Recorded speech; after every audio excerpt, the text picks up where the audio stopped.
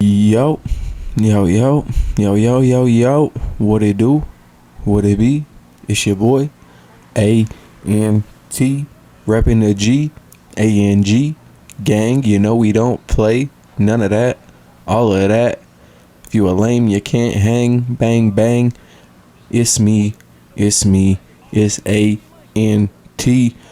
About to give y'all one of my POVs on another conspiracy of history.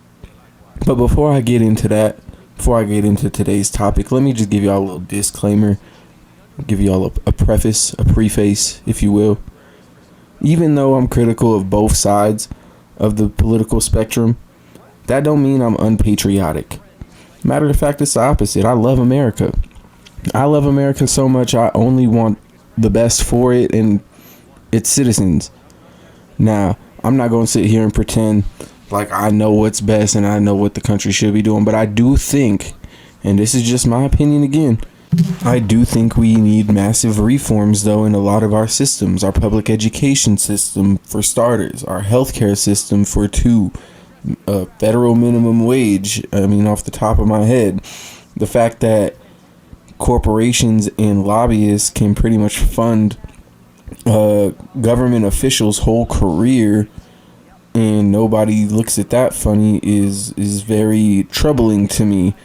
The fact that corporations have that much of a hand and are given more leniency in our government than physical people who are living and breathing. Those are just ones, and those are all rabbit holes we can get into later on, but that's not really the point. My point is I think America is great. Is it imperfect? Hell yeah. Oh, hell yes. But it's my home. And as broken as my home country is right now, I wouldn't trade it for anything. When you look at how Russia and China's governments control every aspect and watch over their citizens' lives, it literally is an Orwellian nightmare come true. We joke and we make angry Twitter posts about our government spying on us or taking away our guns. But in those countries and so many others, it really is like that. Our government was founded by a bunch of white guys who thought black people were property, yet preached about how all men were equal and the government should serve the people rather than vice versa, all while profiting off of slave labor. Now, the irony in all that is crazy, but that's kind of why, if you ask me, it's why we're at where we are today. We're a country built on contradictions, and today our country functions more as a business rather than a government ran by the people for the people. And for all intents and purposes, for what it's worth, George Washington did try to warn us about the two-party system, but we didn't listen, and now we stuck in a corporate oligarchy disguised as democratic capitalism filled with division. Independence was the mission, but Reaganomics came through and fucked up the vision. Government is watching us, meanwhile motherfuckers worried about two men kissing. It's crazy. My bad, I got into my dead Prez Lupe fiasco bag a little bit there, but it's actually for real insane to me that people look at that social credit score in China or how the Russian government controls all media, to state-controlled media, and people be thinking, oh, that could never happen here in America. Meanwhile, it be subtly in our faces. It's in your face. And we just don't do nothing about it. We got a credit score that literally measures how valuable we are to banks. And as for the whole government controlling the media on some Big Brother type shit, well, strap in, because today that's what we doing. I'm pulling out all the receipts from the government spying on American citizens, from Operation Mockingbird all the way to the Snowden saga. And as I said, let me repeat this. I love America, and patriotism is accepting that your country isn't perfect and can always be better. Nationalism is thinking your country is infallible, and anybody opposing that viewpoint is an enemy or a traitor. Now, it's a fine line to walk sometimes, but sometimes you got those idiots who love to bring up their country's conquests and proud of colonizing other places, but hate when foreigners whose lives that they directly or indirectly destroyed try to migrate to their country. Now, I'm talking to you, Europe, and you too, Canada. Yeah, we know about them Starlight tours. But enough about all the semantics in other countries. I told y'all I got proof that the American government been spying on you, me, everybody. So let's start bringing the receipts out and go back to the 70s. That's when a man named Chris Pyle had revealed that the U.S. military was actively spying on United States citizens. And according to Pyle, even back in the 60s, the U.S. Army had 1,500 plainclothes operatives around the country who kept a close eye and reported on any gathering or protest in the U.S. that had more than 20 people. Now, who the fuck is Chris Pyle? He not the American sniper. Nah, Chris Pyle was a different kind of patriot. He was a whistleblower. Pause. Now, he worked for the Army Intelligence Command, and he learned that info while he served, and then went public with the info in January of 1970. He also helped draft the Privacy Act of 1974. So bro wasn't just out here talking no bullshit. He was out here legislating and shit, laying the law down, out here about that action, actually fighting for our rights as American citizens. So he a for real American hero. Pyle's revelations in 1970, combined with the Citizens Commission exposing COINTELPRO in 1971, and Peter Buxton leaking info about the Tuskegee experiments in 72, prompted the government to start the Church Committee in 1975 and start an investigation on themselves, pretty much. Wouldn't you believe it? They found that after doing some investigating, the CIA, FBI, pretty much all the three-letter government associations were doing highly illegal shit. Not just to those bastard commies, but to our own citizens. And did anyone go to jail? Of course not. We had a crook named Richard Milhous Nixon as our president. If that guy could be in the office, imagine the other criminals that have been in public office or some kind of military or government official status. And let me remind y'all that those 3 reports in 3 years that I just mentioned, those weren't carried out by the government. Those were carried out by brave U.S. citizens that were trying to tell us, they did some digging. They decided, hey, let's try and look in and see if what the government is actually up to. And they found out the truth. They tried telling us, hey, the government is doing corrupt shit. They told the government, hey, y'all are doing corrupt shit. The Church Committee investigates and find out, well, yeah, we are doing corrupt shit. Here's all these declassified documents that we've known about for years, proving that we're doing shady and corrupt shit. And that was really it. Nobody ever went to jail for doing illegal shit for the government, but those brave American citizens literally risked their lives to try and uncover the truth. And one of the more important leaks that didn't happen until 2007 was the CIA family jewels leak that was 693 pages of documents detailing illegal CIA activities from 1959 to 1973. The info leaked in 2007, but congressional investigators knew about the family jewels files since the 1970s. Think about that. They knew about this shit for over almost 40 years before they were like, okay, now you guys can know about this. But besides funding illegal experiments, assassinating citizens, working with the mafia, and kidnapping people, the family jewels documents mentioned an operation called Operation Mockingbird. And Mockingbird was an operation that saw the CIA and the government working with high-profile journalists and media outlets.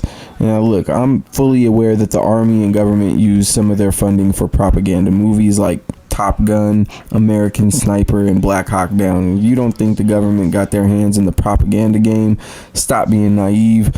Be one of the few, the proud. Be Army strong, or be a Rear Admiral Seaman, or whatever the fucking Navy slogan is. I don't know, but the details and the scale of Mockingbird are slim. Some say it was a small operation. Some allege that the CIA runs the news, which I mean, I won't say that's far-fetched, to be honest. But for years, there were rumors swirling and jokes being told that our government was spying on us through all the shiny new smart TVs and phones that we were releasing. There was even a joke about it in the Simpsons movie in 2007. Go back. It's a great movie. Go watch that.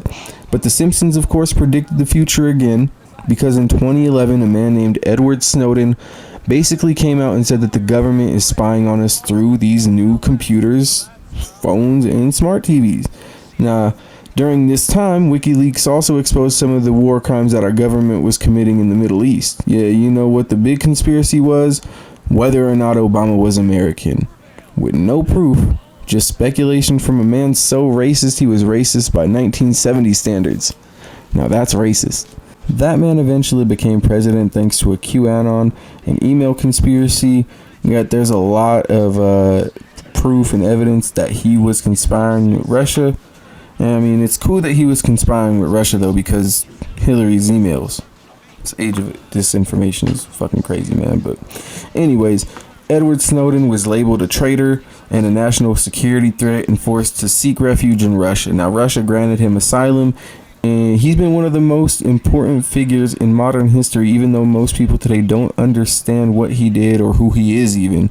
The government did a good job of sweeping the Snowden saga under the rug, and the NSA is still actively spying on you, me, and any other citizen with a Wi-Fi connection. With impunity, might I add, and that begs the question now.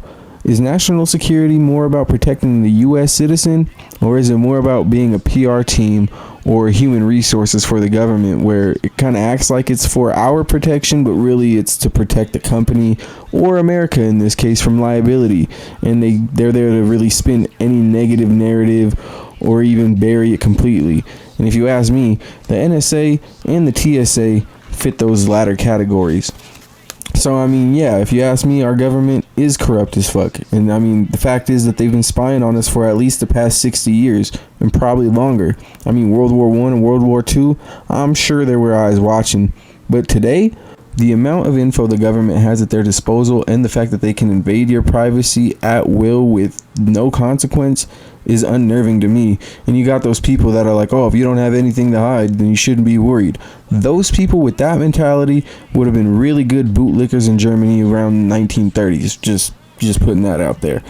Everybody has a right to a private life, and the government feels comfortable invading our privacy and infringing on our rights because they've done it for years without consequence.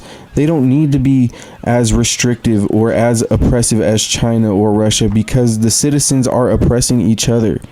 They just have to sit back and watch and make sure that we don't stop fighting each other or foreigners overseas, quote unquote, so they can keep selling guns to third world countries and funding puppet governments and proxy wars and all that. Ask the Middle East about all that. But the average person probably doesn't know who Ed Snowden is, and if they do, they probably think he's a traitor. But to me, he a patriot and a hero. He chose country over government when most people can't even separate the two. Hell, most people today can't even separate church and state. And that goes for all the other whistleblowers. They are real American heroes. The government ain't perfect. America is not a utopia. Utopias are not real. They are, in my opinion, in my theory, a utopia is impossible to have in a society with free will. That's just my opinion, though. But we should all have basic human rights and be able to live without the government being overly paranoid about security, despite us paying double to triple of most countries' GDP on defense. I mean, look, at some point, we're just overcompensating for something. That whole like it or leave it mentality is asinine, too. Because I don't agree with everything the government does, I should leave. To those people with that mentality, but criticize the president that won the election because he's the other party, if you don't like it, leave it, bitch.